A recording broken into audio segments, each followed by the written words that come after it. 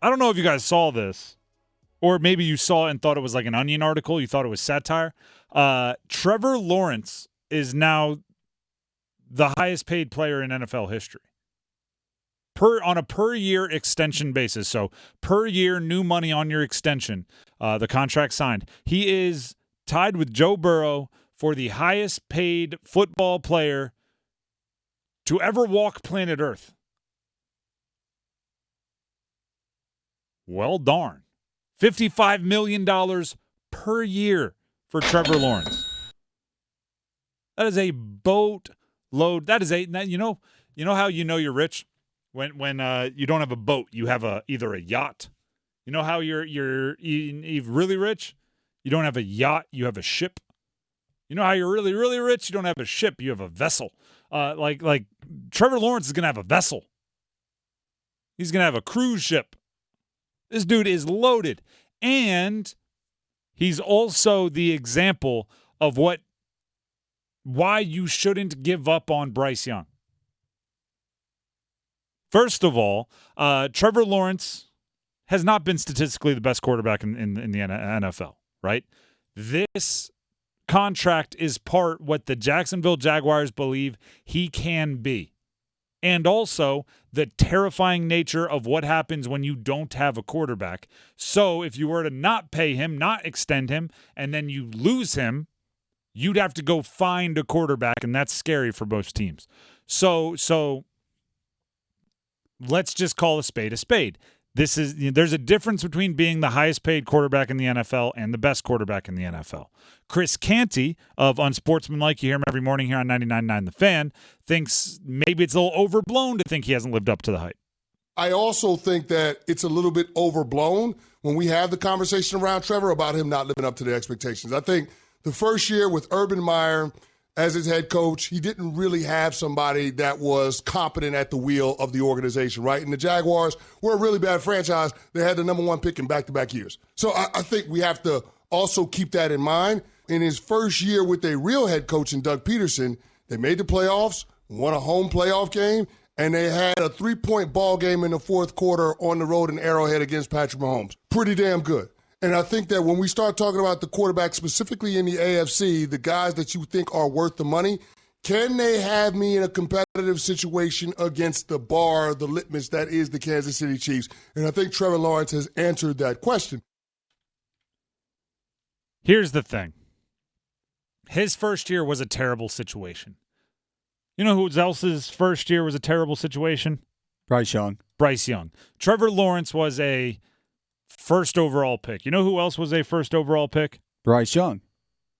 Going into the second year, a lot of people were pretty worried about the B word, bust, for Trevor Lawrence. You know who's pretty worried about that word, or everyone is pretty worried about that word for them right now going into a second year?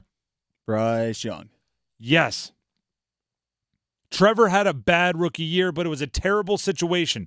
The next year, a more stable coach, offensive-minded, a big jump in production. The year after that, another solid year, proves that year two wasn't a fluke.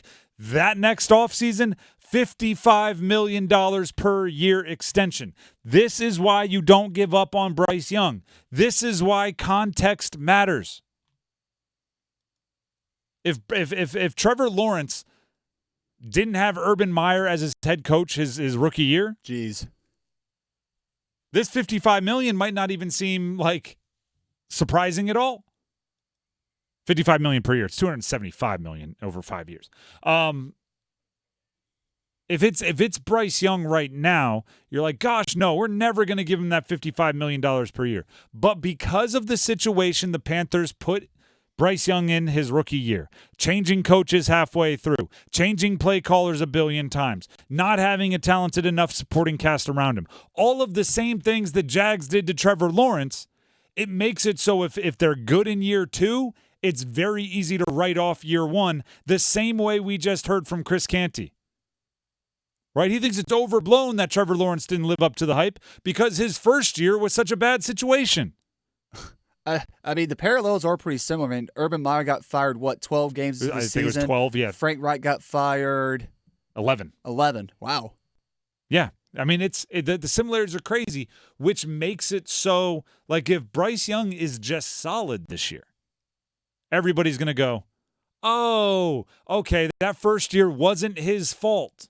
It's like every time a quarterback goes to the Jets and plays and then goes somewhere else, there's that moment where everybody's like holding back, going like, wait. Before we say he's completely a bust, let's see him be a bust somewhere else. Because if he's good now, we can just blame the Jets for the first part, right? When Sam Darnold came to the Panthers, everyone was like, whoa. Let's see if he stinks for real before we blame him. It might just be the Jets. Obviously, Jacksonville is not holding Trevor Lawrence's rookie year against him because he's going, whoa. Let's see if that was just Urban Meyer.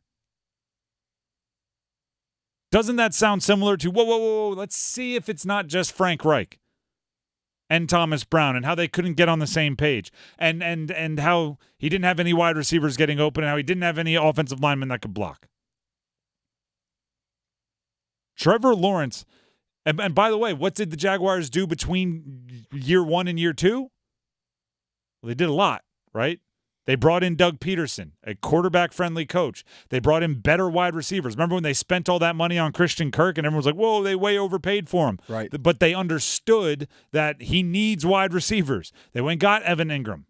Travis Etienne got healthy.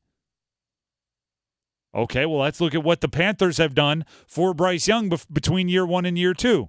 They've gotten Deontay Johnson, who, if things go well, you're going to extend him and pay him the money he deserves. They got Deontay Johnson. They went and got Jonathan Brooks, who will hopefully be healthy this season. They went and drafted a tight end in the fourth round, first pick of the fourth round, Jatavian Sanders. They drafted a wide receiver in the first round.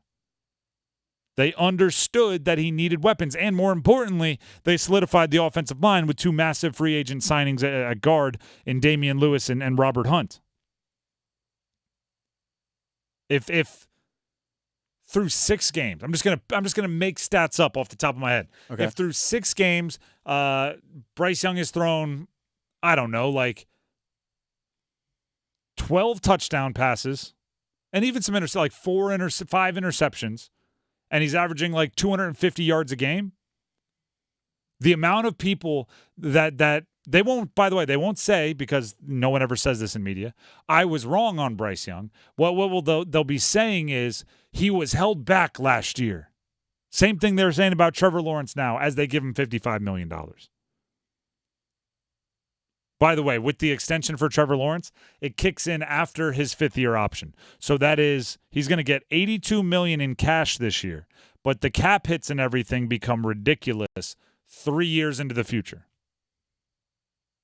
So you can still spend and you can still put players around him right now, knowing that extension is going to kick in the future. So you can still spend on Bryce Young's talent right now, his supporting cast right now, knowing even if you get a top-end outcome, even if he turns it around the way Trevor Lawrence turned it around, even if we are willing to completely forget about year 1, you still have 4 years where your quarterback isn't killing your cap. But that's as direct a parallel as you can find to a great outcome for Bryce Young.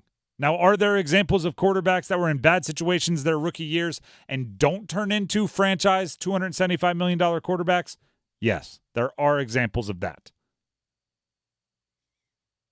But let's choose on an optimistic Friday to lean the other way, right? Let's choose to go, hey, there's still a chance that 2 years from now, you want to pay Bryce Young all the money that you possibly can to keep him around, latched onto your team for the next 7 years. I like this optimism. I like, as you said, a feel-good Friday. Let's look at Trevor Lawrence and what he did in his rookie season, struggling under Urban Meyer.